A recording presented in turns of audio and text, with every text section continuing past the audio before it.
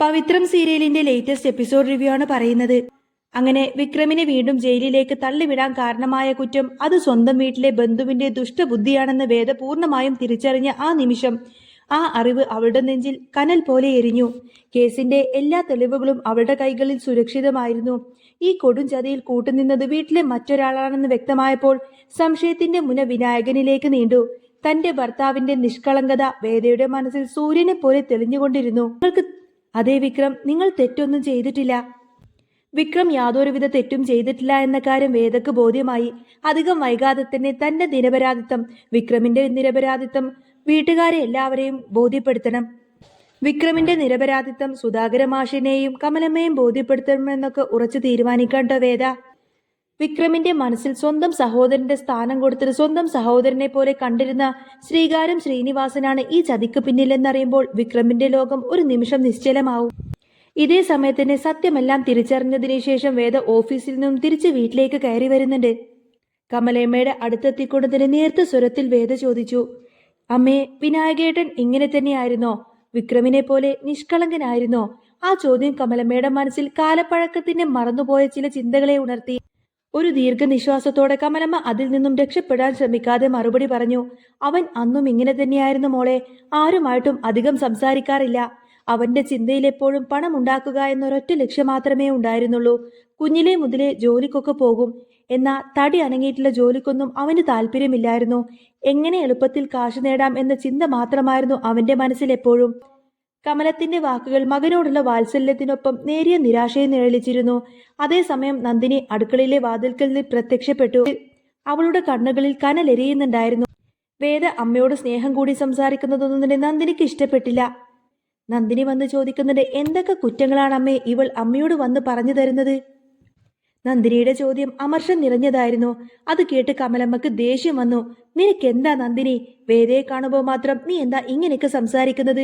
ഒരേ വീട്ടിൽ താമസിക്കുന്ന നിങ്ങൾക്ക് രണ്ടുപേർക്കും സ്നേഹത്തോടെയും സന്തോഷത്തോടെയും കഴിഞ്ഞൂടെ? ഇത് കണ്ട പരസ്പരം കടി കൂടി നിൽക്കാനുള്ള ദേഷ്യമാണ് നിനക്ക് വേദയോട്. ഇതെന്താണെന്ന് എത്ര ആലോചിച്ചിട്ടും എനിക്ക് മനസ്സിലാവുന്നില്ല. കമലമ്മ പറയുമ്പോൾ കമലമ്മയുടെ സ്വരം ദാർഢ്യമുള്ളതായിരുന്നു. നന്ദിനി പറയുന്നത്, എനിക്ക് ആരോടും ഒരു ദേഷ്യമൊന്നുമില്ലമ്മേ. ഇതൊക്കെ അമ്മക്ക് വെറുതെ തോന്നുന്നതാണ്. പിന്നെ വേദ ചില വേണ്ടാത്ത കാര്യങ്ങളൊക്കെ ചെയ്യുമ്പോൾ ഞാൻ അത് തുറന്നു പറയുന്നു എന്ന് മാത്രം. അതിനിപ്പോ എന്നോട് ദേഷ്യപ്പെട്ടിട്ടൊന്നും കാര്യമില്ല എന്ന് പറയാട്ടോ നന്ദിനി. വേദ പുഞ്ചിരിയോടെ നന്ദിനിക്ക് നേരെ തിരിഞ്ഞുകൊണ്ട് തന്നെ പറഞ്ഞിട്ട്, അത് ചിലപ്പോൾ നന്ദിനിയേട്ടത്തേക്ക് എന്നോട് സ്നേഹം കൂടുതലുള്ളത് കൊണ്ടായിരിക്കും. വേദയുടെ വാക്കുകളിൽ ഒളിച്ചിരുന്ന പരിഹാസം നന്ദിനിയെ കൂടുതൽ പ്രകോപിപ്പിച്ചു. കൂടുതൽ സംസാരിക്കാൻ നിൽക്കാതെ വേദ അവിടെ നിന്നു നടന്നു നീങ്ങി. വേദ അവിടെ നിന്നു നേരെ പോയത് വിക്രമിന്റെ മുറിയിലേക്കായിരുന്നു. ആ രാത്രി കയ്യിൽ കുടിക്കാനുള്ള വെള്ളവുമായിട്ടാണ് മുറിയിലേക്ക് അവൾ പ്രവേശിച്ചത്. വിക്രം അവളെ നോക്കിയിട്ടൊന്ന് ചിരിച്ചു. ആ ചിരിയിൽ നിർവചിക്കാനാവാത്ത ഒരു സ്നേഹവും നന്ദിയും നിറഞ്ഞിരുന്നു. വേദ, ഇന്നത്തെ നിന്റെ പ്രകടനം, അതിനെക്കുറിച്ച് പറയാൻ എനിക്ക് വാക്കുകളില്ല. താങ്ക്സ് വേദ, വിക്രം ആത്മാർത്ഥമായി പറഞ്ഞു. വേദ തിരികെ പോവാൻ തുടങ്ങിയപ്പോൾ വിക്രം അവളെ തടഞ്ഞു.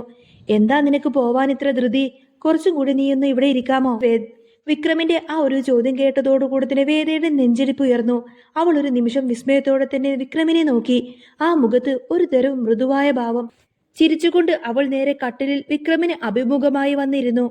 എന്താ വിക്രമേട്ടാ, ഞാൻ നിങ്ങളെ അവിടെ നിന്നും രക്ഷിച്ചതുകൊണ്ടാണോ നിങ്ങൾക്ക് എന്നോട് ഇന്നൊരു സോഫ്റ്റ് കോർണർ? അവൾ മെല്ലെ ചോദിച്ചു. സത്യം പറഞ്ഞ വിക്രം തല കുനിച്ചു നിന്നു. ഞാൻ വീണ്ടും ഒരിക്കൽ കൂടി കേസിൽ അകപ്പെടുമെന്ന് വിചാരിച്ചതാണ്. ആ സമയത്താണ് നീ എന്ന് ദൈവത്തെ പോലെ അങ്ങോട്ടേക്ക് വന്നത്. നീ ഇല്ലായിരുന്നുവെങ്കിൽ ഞാൻ ഇപ്പോൾ പോലീസ് സ്റ്റേഷനിൽ ഇരുമ്പഴിക്കുള്ളിലായേനെ. അമ്മക്ക് അതൊരിക്കലും സഹിക്കാനാവില്ലായിരുന്നു. അവന്റെ വാക്കുകളിൽ ആത്മാർത്ഥമായ ദുഃഖവും വിശ്വാസവും ഉണ്ടായിരുന്നു. ഈ വീട്ടിലിപ്പോൾ കുറച്ച് സമാധാനമുണ്ട്. അത് ഞാൻ കാരണമാണോ എന്നൊന്നും എനിക്കറിയില്ല. പക്ഷേ എന്തോ ഒരു വ്യത്യാസം. ഈ വീടുമായി ഞാൻ കുറച്ചുകൂടി അടുത്തതുപോലെ, എനിക്കൊരു അടുക്കും ചിട്ടയൊക്കെ വന്നതുപോലെ, വിക്രം പറഞ്ഞു. എന്നിട്ട് വേദയെ നോക്കിക്കൊണ്ട് തന്നെ വിക്രം പറയുന്നുണ്ട്, ഇതിനി ഒരു പക്ഷേ നീ ഉണ്ടായതുകൊണ്ടാണോ എന്നൊന്നും എനിക്കറിയില്ല. മനസ്സിന് വല്ലാത്തൊരു ശാന്തതയും സമാധാനവും കിട്ടുന്നത് പോലെ. അതെല്ലാം കേട്ടിട്ട് വേദയുടെ കണ്ണുകൾ തിളങ്ങി. അവൾ തന്റെ നെഞ്ചിൽ കിടക്കുന്ന താലിമാലയിൽ തലോടി. ഈ കഴുത്തിൽ കിടക്കുന്നത് വെറും മാലയൊന്നുമല്ല, ഭഗവാന്റെ എല്ലാ അനുഗ്രഹങ്ങളും ഇതിലുണ്ട്. അവൾ പതിഞ്ഞ സ്വരത്തിൽ മുന്നറിയിപ്പ് നൽകി.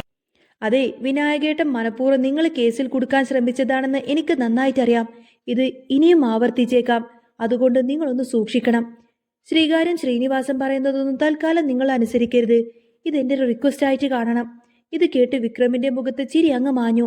എങ്കിലും അവൻ വേഗത്തിൽ വിഷയം മാറ്റി. ശരി, നമുക്ക് ഈ വിഷയം വിടാം. ഞാൻ സാധാരണയായി ശ്രീനിവാസൻ സാറ് പറയുന്നതൊക്കെ അനുസരിക്കുന്ന ശീലമുള്ളവനാണ്. ഇനി അങ്ങോട്ടും അങ്ങനെ തന്നെയായിരിക്കും. പക്ഷേ തെറ്റായ രീതിയിലോ തെറ്റിക്കാനോ ഞാൻ ഒരുക്കമല്ല. അങ്ങനെ ഒരു കാര്യത്തിന് സാർ എന്നെ നിർബന്ധിക്കാറില്ലെന്ന് എനിക്ക് ഉറപ്പാണ്. വിക്രമിന്റെ വാക്ക് കേൾക്കുന്ന സമയത്തിന് വേദ പോവാനായി അവിടെ നിന്നും എഴുന്നേറ്റു. വിക്രം വീണ്ടും വിളിച്ചു. എനിക്ക് നിന്നോട് ദേഷ്യമൊന്നുമില്ല കേട്ടോ. വേദ പുഞ്ചിരിയോട് ചോദിച്ചു. എന്നോടെന്തിനാ ദേഷ്യം? പിന്നെ ഒന്നുമില്ല, പൊയ്ക്കോ.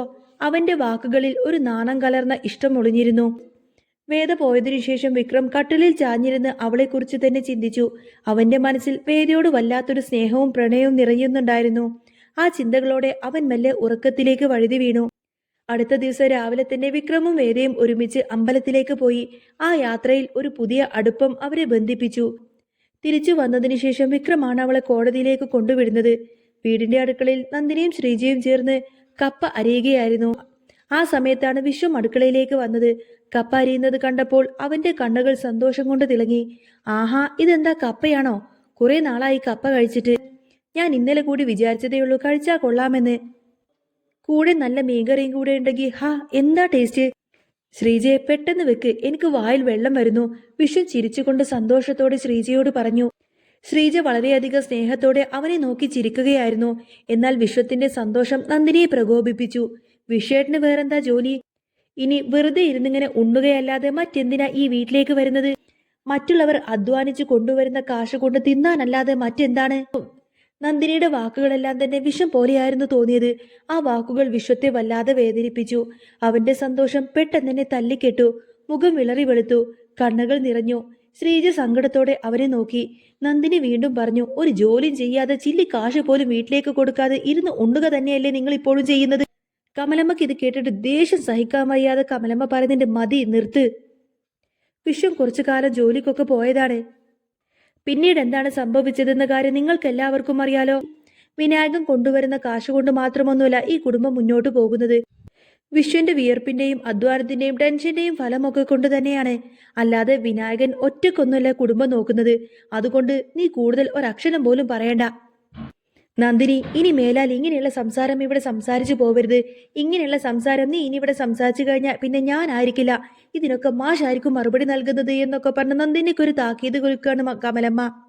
അമ്മയുടെ വാക്ക് കേൾക്കുന്ന സമയത്തിന് നന്ദിനി പിന്നെ ഒരക്ഷരം പോലും മിണ്ടിയില്ല. തല കുനിച്ചു നിന്നു. വിനായകൻ ഇതെല്ലാം കേട്ടോണ്ട് തന്നെ വാതിൽക്കൽ നിൽക്കുന്നുണ്ടായിരുന്നു.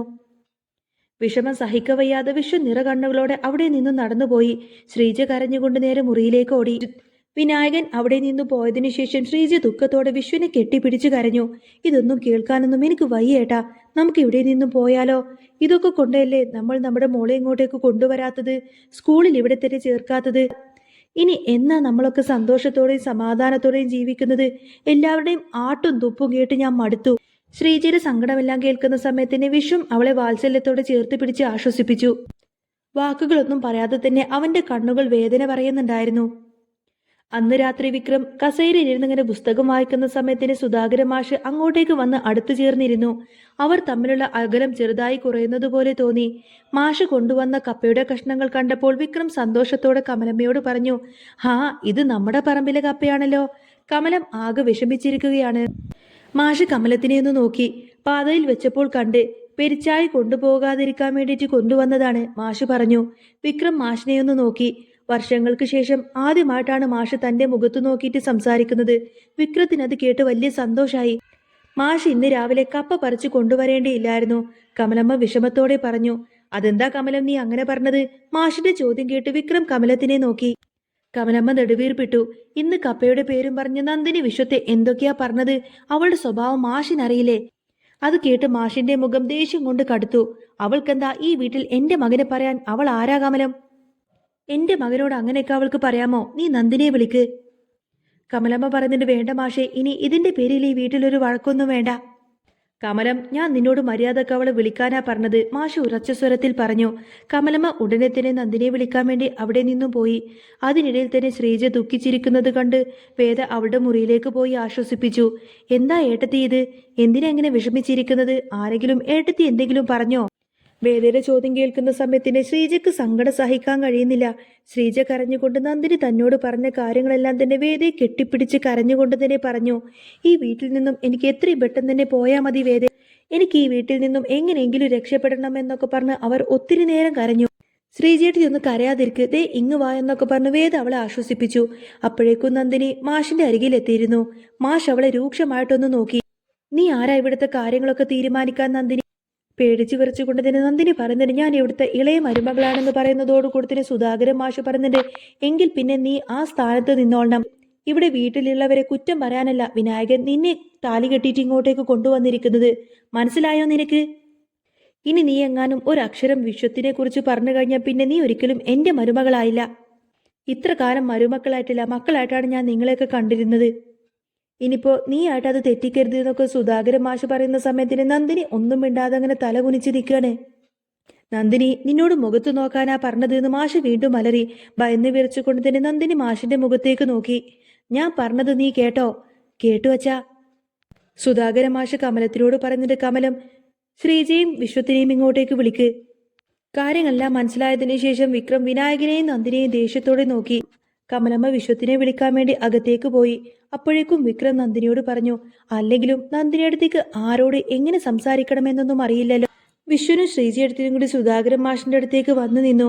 മാഷ് നന്ദിനിയോട് കൽപ്പിച്ചു, വിശ്വത്തിനോട് ഈ പറഞ്ഞതിനൊക്കെ ഇപ്പൊ തന്നെ നീ മാപ്പ് ചോദിക്കണം. ഇല്ലെങ്കിൽ പിന്നെ നീ ഈ വീട്ടിൽ തുടരണോ വേണ്ടയോ എന്നൊക്കെ ഞാൻ തീരുമാനിക്കും. ഈ വീട് ഭരിക്കുന്നത്, ഇവിടുത്തെ കാര്യങ്ങളൊക്കെ നോക്കുന്നത് ഞാനാണ്, അല്ലാതെ നീയല്ല. ഇപ്പൊ തന്നെ നീ അവനോട് മാപ്പ് പറയണം. എല്ലാവരുടെയും മുന്നിൽ വെച്ച് തന്നെ നീ മാപ്പ് പറയണം. അന്നേരം നന്ദിനി നാണം കെട്ട് വിശ്വത്തിനെ നോക്കി.